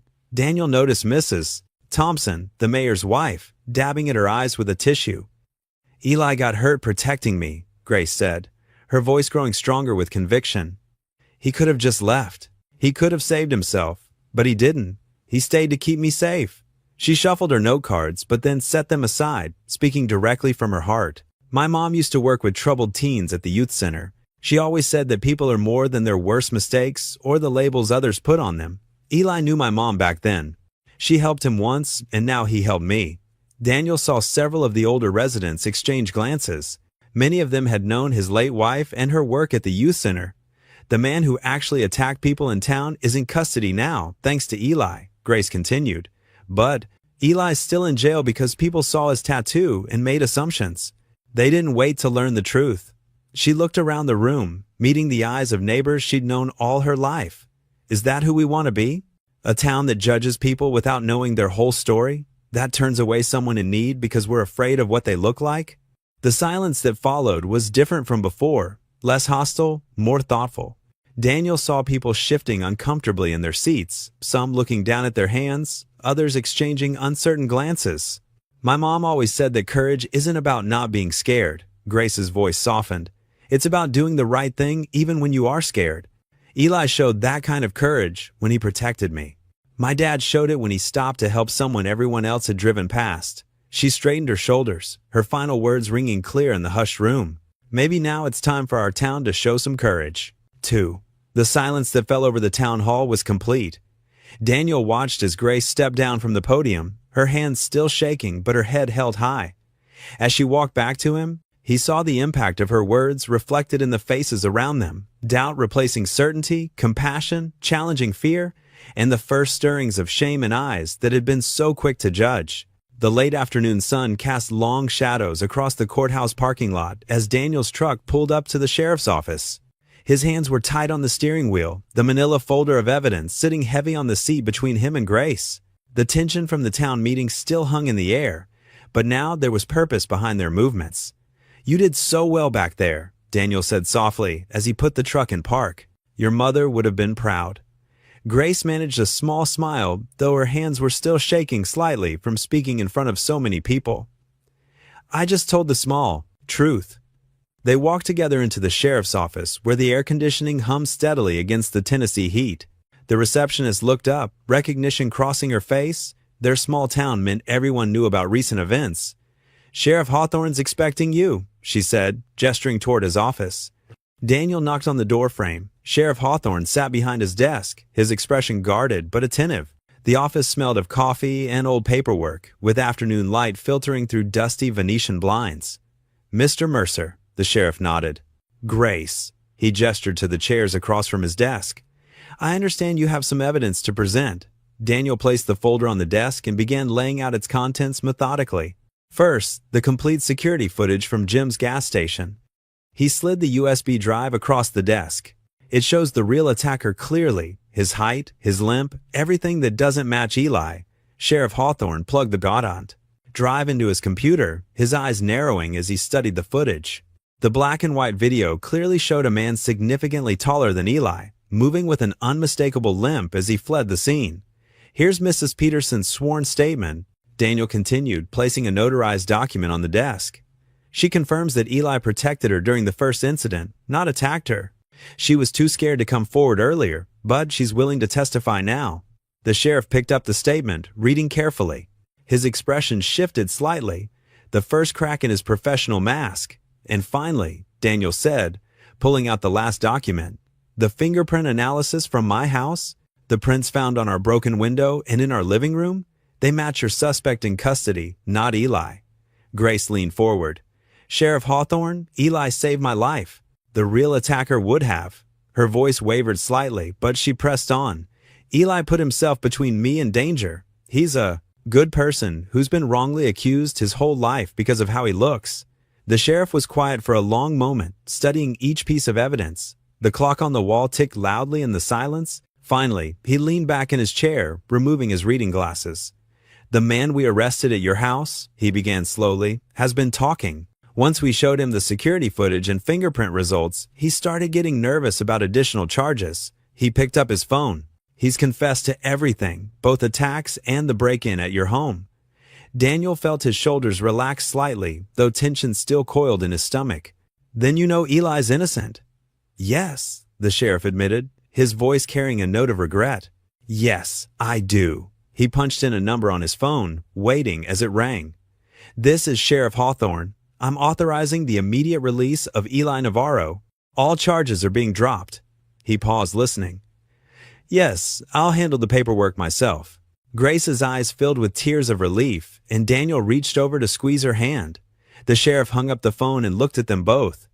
Mr. Mercer, Grace, I apologize for my part in this. Sometimes we let our preconceptions cloud our judgment. Your daughter's speech at the town meeting, combined with this evidence, he gestured to the folder. Well, it's clear we made a serious mistake with Mr. Navarro. They're processing his release now? Daniel asked. The sheriff nodded. Yes, he should be out within the hour. He looked down at his desk, then back up at them. You know, in all my years as sheriff, I've learned that the hardest part of this job isn't catching the bad guys. It's admitting when we've caught the wrong ones. The concrete walls of the county jail cast long shadows in the late afternoon sun. Daniel and Grace sat on a worn wooden bench outside the release area, their shoulders touching for comfort.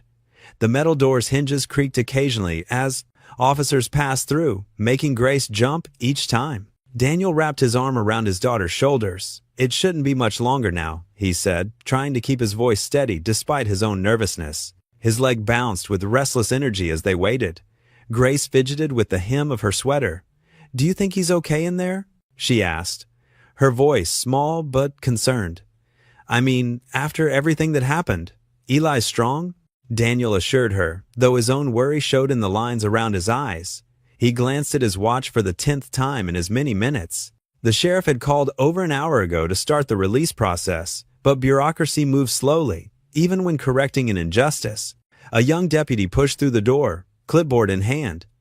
Mr. Mercer? He called out, scanning the nearly empty waiting area. Daniel stood quickly, Grace following suit. Yes, that's us. Mr. Navarro will be out shortly. We're just finishing the paperwork. The deputies? Expression was apologetic, perhaps feeling the weight of their mistake. Minutes crawled by like hours. Grace paced the small space, her sneakers squeaking against the polished floor. Daniel remained standing, his hands shoved deep in his pockets to hide their trembling. Finally, the heavy door opened again. Eli emerged, squinting slightly in the sunlight. His face bore fresh bruises, and he moved stiffly, but his eyes were clear and alert. He wore the same clothes from the day of his arrest, now wrinkled from his time in custody.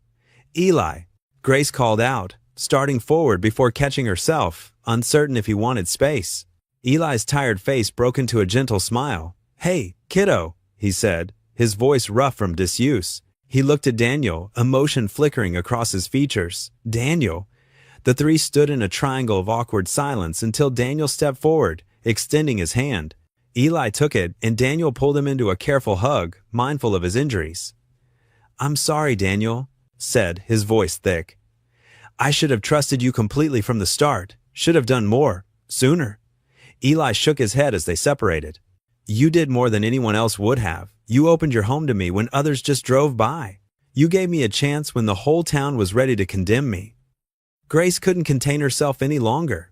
She rushed forward and wrapped her arms around Eli's waist, causing him to wince slightly but return the embrace. "You saved my life," she said firmly, looking up at him. "And now we saved yours back. That's what family does, right?" Eli's eyes grew misty at her words. He patted her shoulder gently, seemingly at a loss for words. Daniel pulled his truck keys from his pocket. "Let's get you home," he said, then caught himself. "I mean, if you want to come back to our place, you're welcome to stay until you're fully recovered." "I'd like that," Eli replied quietly. "If you're sure it's okay." They walked together to Daniel's truck. Their long descent, steps slow to match Eli's careful pace. The late afternoon sun painted everything in warm golden light, making even the stark jail walls look softer. Grace climbed into the middle seat, leaving Eli the passenger side. As Daniel started the engine, she spoke up. "Dad made your bed up fresh this morning, and I helped clean up the guest room." "You didn't have to do that," Eli said, but his voice was grateful. "We wanted to," Daniel replied, pulling out of the parking lot. "We knew you'd be coming home today." They drove in comfortable silence for a while, the sun sinking toward the horizon ahead of them. The familiar streets looked different somehow, more welcoming, more full of possibility. "Thank you," Eli said suddenly, his voice carrying the weight of days spent wondering if anyone would believe in him. "Both of you. For everything." Daniel glanced over, seeing the emotion in Eli's face. "You don't have to thank us. We're just setting things right." Grace reached over and squeezed Eli's hand. "Besides, you're stuck with us now. Mom always said family sticks together, even when it's family you choose." Eli squeezed back gently, a small smile tugging at his lips despite his bruises. The truck continued down the quiet streets as the sun painted the sky in brilliant oranges and pinks, its warm light washing over the three of them as they headed home together. Golden morning light spilled across the quiet streets of the neighborhood, warming the dewy grass and casting long shadows behind the row of modest houses. Daniel stood on his front porch, coffee mug in hand, watching as early risers walked their dogs or collected their morning papers. Eli sat in the weathered rocking chair beside him, his hands wrapped around his own steaming mug. The bruises from his jail ordeal were fading to yellowish green, but his eyes held a new brightness that hadn't been there before. He looked more at peace, like a man who could finally breathe freely. "Morning, Daniel. Morning." Eli, Mrs. Peterson, their next-door neighbor, called out as she crossed her yard toward them. Just days ago, she had been one of the first to spread worried whispers about the stranger in their midst. Now she carried a covered dish in her hands, her face pink with embarrassment. "I, made my famous apple cobbler," she said, climbing the porch steps. "I wanted to say, well, I'm sorry for jumping to conclusions, for not being a better neighbor." Daniel accepted the dish with a gentle smile. "Thank you, Margaret. That's very kind." "It wasn't right how we all acted," she continued, wringing her hands. "Fear makes people do foolish things, doesn't it?" Eli stood slowly, his movements still careful from his injuries. "We all make mistakes," he said quietly. "What matters is learning from them." Mrs. Peterson's eyes welled with tears. She reached out and patted Eli's arm. "You're a good man, Mr. Navarro. I should have seen that sooner." Throughout the morning, more neighbors approached the porch. Mr. Jenkins from across the street brought fresh tomatoes from his garden. The Ramirez family came with their teenage son, who sheepishly admitted he had been one of those spreading rumors at school about Grace's family harboring a criminal. Not everyone came around, of course. The Hendersons drew their curtains tight when Daniel and Eli walked past their house. Old Mr. Williams muttered under his breath and turned away at the sight of them. But the tide of opinion had shifted noticeably. Grace emerged from the house around mid-morning, her backpack slung over one shoulder. She beamed at the sight of so many neighbors, actually talking with her father and Eli instead of avoiding them. "Would anyone like some coffee?" she offered. proud to play hostess. We just made a fresh pot. As Grace went inside to fetch cups, a woman in a crisp blue blazer walked up the sidewalk. Daniel recognized Sarah Chin, the director of the local youth center. She carried herself with professional authority, but her expression was warm as she approached. "Mr. Mercer, Mr. Navarro," she greeted them. "I hope I'm not interrupting." "Not at all," Daniel assured her. "Please, join us." Sarah accepted a cup of coffee from Grace when she returned. "I've been following everything that happened," she said, "and I've been especially moved by how you protected Grace during that break-in, Mr. Navarro." Eli shifted uncomfortably at the praise. "Anyone would have done the same." "No," Sarah said firmly, "not everyone would have. And from what I understand, you've been a positive influence on Grace in other ways too." Grace nodded eagerly. "He helped me deal with some kids who were being mean at school. He taught me that their words only have the power I give them." Sarah smiled. "That's exactly why I'm here. We work with a lot of troubled teens at the youth center. Kids who've had rough starts, who feel labeled or misunderstood. Kids who could benefit from meeting someone, who's faced similar challenges and come out stronger." Eli's hands tightened around his coffee mug. "You want me to talk to them?" "More than that," Sarah said. "I'd like you to consider becoming a mentor. These kids need someone who understands their struggles firsthand, someone who can show them there's always hope for a different path." Daniel watched Eli carefully. He could see the mixture of emotions playing across his friend's face: surprise, uncertainty, and something like cautious hope. Mrs. Peterson, who had lingered on the porch, spoke up. "You'd be wonderful at it, Eli. Look how you've helped Grace." Other neighbors added their encouragement. Even the Ramirez boy, who had been so quick to judge before, said, "That would be really cool, sir." Eli looked at Daniel, who gave him an encouraging nod. Then he glanced at Grace, who was practically bouncing with excitement. "The kids at the center," Eli said slowly. "They deserve better than judgment based on appearances or past mistakes. They deserve a chance to be seen for who they really are." Sarah nodded. "That's exactly why we need you." Eli took a deep breath. "I could. Come by tomorrow, see the place, meet some of the kids? That would be perfect," Sarah said, pulling out her business card. "How about 10 o'clock? 10 o'clock. Eli agreed, accepting the card. Something in his expression had shifted, as if he was seeing a new purpose unfold before him. Grace hugged him impulsively. "You're going to be amazing." The neighbors dispersed gradually, heading home with lighter hearts than when they'd arrived. Each farewell carried undertones of gratitude and restored connection, as if the morning had helped heal not just individual relationships, but the fabric of the community itself. The youth center bustled with activity on the bright morning, its worn but well-maintained basketball court echoing with the sound of bouncing balls and children's laughter. Inside the main room, metal folding chairs scraped against linoleum floors as teenagers settled in, their curious eyes fixed on Eli, who stood at the front with his hands clasped together. Daniel and Grace sat near the back, watching as Eli shifted his weight from one foot to the other. The nervousness in his stance was visible only to those who knew him well. The room gradually quieted, the last whispers fading into attentive silence. "I wasn't much older than some of you when I first got into trouble," Eli began, his voice soft but carrying clearly through the room. "My family didn't have much money. We lived in a tough neighborhood.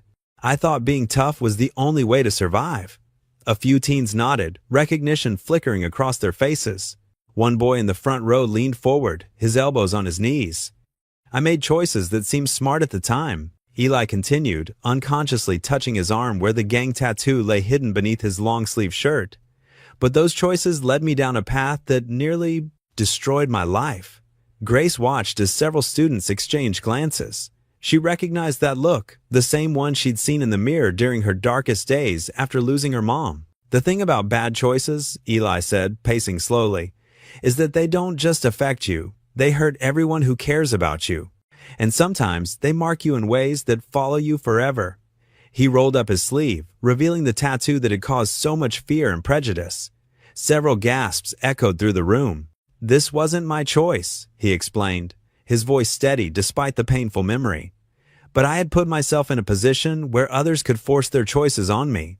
That's what happens when you give up control of your life to people who don't care about your future." Daniel noticed how the teen's initial wariness had transformed into genuine interest. Even the usually distracted kids in the back corner were paying attention now. But here's what I learned, Eli continued, a slight smile warming his face. It's never too late to change your story. A few days ago, I was lost and hurt, convinced nobody would ever see past this mark on my arm. Then two people chose to see me as a human being, not just a tattoo.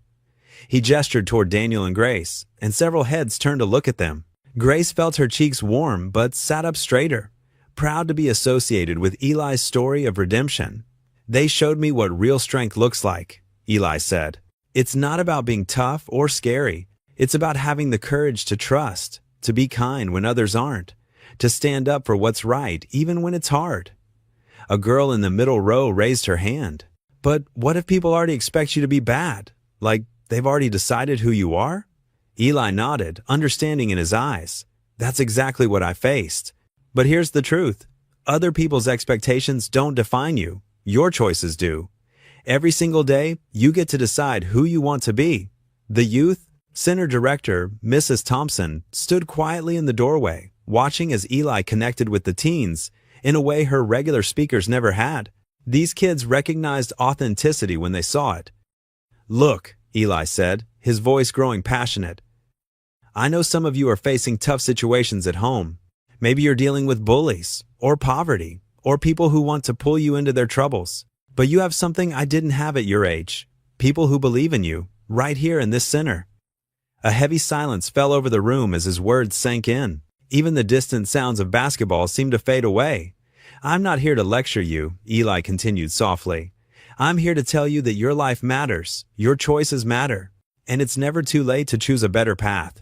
As Eli finished speaking, hands shot up around the room. For the next 30 minutes, he answered questions with honest, straightforward responses that respected the teens' intelligence while acknowledging their struggles. Mrs. Thompson stepped forward as the session wound down. Thank you, Eli, she said, then turned to address the group. I hope you'll all be happy to know that Mr. Navarro has agreed to join us part-time as a mentor. Surprised murmurs and scattered applause filled the room. Eli's eyes widened slightly. They had discussed the possibility, but this was the first official announcement. Really? The boy from the front row asked, hope clear in his voice. Really? Eli confirmed, a smile breaking across his face. If you'll have me. As the teens filed out for their next activities, many stopped to thank Eli or ask when he'd be back. Daniel watched from his seat, remembering the desperate man he'd found in the rain just days ago. The transformation was remarkable. When the room had cleared, except for a few stragglers, Eli walked over to where Daniel and Grace sat. Thank you both for coming, he said quietly. We wouldn't have missed it, Grace replied, standing to give him a quick hug. Want to step outside for a minute? Daniel asked, noting how overwhelmed Eli looked. Eli nodded, and they made their way through the building to the side door, stepping out into the morning sunshine. The basketball court was visible around the corner, the sounds of playing children creating a hopeful backdrop. I never thought, Eli started, then had to stop, his voice thick with emotion. He cleared his throat and tried again. I never thought I'd have a chance at a real future, one where I could be honest about who I am and still be accepted. Daniel watched his friend struggle to find words for what he was feeling. The man who had once been so guarded now stood with his heart open, transformed by the simple act of being believed in. A gentle breeze carried the sweet scent of honeysuckle across Daniel's front yard, mingling with the earthy smell of freshly watered grass and the faint perfume from Grace's small flower garden. The late afternoon sun painted everything in warm golden hues, its rays catching the wind chimes Grace had hung last summer, the ones with the little angels that tinkled like church bells whenever the air stirred. The past week had brought more healing than Daniel could have imagined possible, each day revealing new layers of peace he'd forgotten could exist. Inside his modest kitchen, Daniel carefully wrapped a homemade apple pie in aluminum foil, making sure the edges were sealed tight to keep the warmth in. Grace had helped him bake it that morning, her flour-dusted hands rolling out the dough just like her mother used to do. The familiar scent of cinnamon and nutmeg brought back memories, Sarah laughing as she tried to keep young Grace from sneaking tastes of the filling, the kitchen filled with warmth and love on Sunday mornings. But for the first time in years, these memories didn't sting quite as sharply.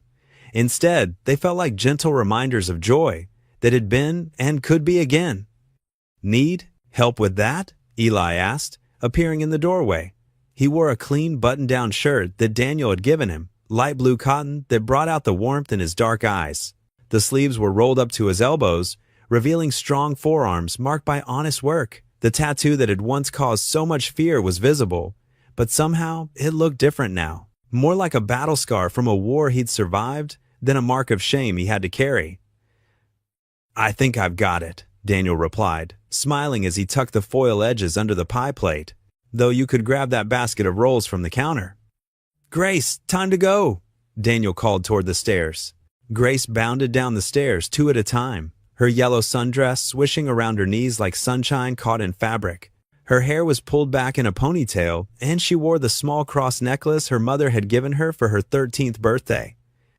"I can't wait for everyone to try, Mrs. Johnson's famous potato salad," she said, practically bouncing with excitement as she helped gather the dishes. "She promised to bring it after I helped her weed her garden yesterday. Did you know she grows 17 different kinds of tomatoes?" The church parking lot was already full when they arrived. Cars parked at angles that would have driven the old church committee crazy, but somehow felt perfect for tonight's casual gathering. Paper lanterns hung between the old oak trees, swaying gently in the evening air like colored stars waiting for darkness to truly shine. Picnic tables dotted the lawn, their red and white checkered tablecloths weighted down with casseroles, pies, and countless other homemade dishes. The sight of so many neighbors gathered together, talking and laughing, their voices mixing with the distant sound of children playing, made Daniel's heart swell with something he'd almost forgotten how to feel: community belonging. "Eli, over here!" called Pastor Jennings, waving from near the punch bowl with its crystal ladle catching the last rays of sunlight. His kind face was creased with genuine pleasure as he gestured toward their reserved spot. "We saved you 3 a spot at our table. Mary's been asking about you all week." As they made their way through the crowd, Daniel noticed how different the atmosphere was from just a week ago, where there had been suspicious glances and whispered conversations behind cupped hands. Now there were warm smiles and genuine welcomes. Mrs. Thompson, who had once slipped that warning note under his door with shaking fingers, now pressed a warm container of her famous cornbread into Eli's hands with a grandmotherly smile. "You have to try this while it's still warm," she insisted, patting his arm with genuine affection. "And thank you again for helping fix my screen door yesterday. Harold's been meaning to get to it for months, but you had it done in 20 minutes. It hasn't squeaked once since." They settled at a table with Pastor Jennings and his wife Mary, along with the Andersons and the Williamses families that had been cornerstones of the community for decades. Grace immediately launched into animated conversation with their teenage daughter Emma about their upcoming school play, her hands gesturing excitedly as she described costume ideas. Daniel watched as Eli easily joined a discussion about the local baseball team's chances this season, talking with some of the men who had been most skeptical of him initially. Now they leaned in to hear his thoughts on batting averages and pitching rotations. The food was passed around family style, plates were filled to overflowing, and conversation flowed as naturally as water finding its course. Daniel found himself sharing stories about his late wife's community work, surprised by how good it felt to speak about Sarah openly without the sharp edge of grief cutting his words short. "She always said everyone deserves a second chance," he said softly, catching Eli's eye across the word. Table loaded with green bean casserole and corn salad. "She used to volunteer at the shelter downtown, helping folks get back on their feet. She was right about second chances. Sounds like she was a wise woman," Mary Jennings said gently, covering Daniel's hand with her own weathered one. "Her kindness lives on in both of you." As the sun began to set, painting the sky in shades of pink and orange that reflected off the church's white steeple, children chased fireflies across the church lawn while their parents cleared plates and packed up leftovers for neighbors to take home. Several people stopped by to thank Eli for his recent help with various projects around town, fixing Mrs. Patterson's broken fence, helping the Garcias paint their garage, installing new gutters for the elderly, Mr. Rodriguez down on Maple Street. He had thrown himself into community service with quiet determination, never asking for payment, simply showing up wherever hands were needed. "You know, Mrs. Anderson said, her eyes twinkling behind her wire-rimmed glasses as she handed Daniel a container of leftover fried chicken, "having Eli around has reminded us all what community really means. We got so caught up in our fears and forgot about Grace, both kinds." She glanced meaningfully at Grace, who was helping stack empty pie plates. "Sometimes it takes fresh eyes to show us what we've been missing." The drive home was peaceful, the car filled with comfortable silence and the lingering warmth of the evening. Leftovers sat in containers on the back seat, along with a small potted plant Mrs. Henderson had insisted Grace take home. When they pulled into the driveway, none of them seemed ready to go inside just yet.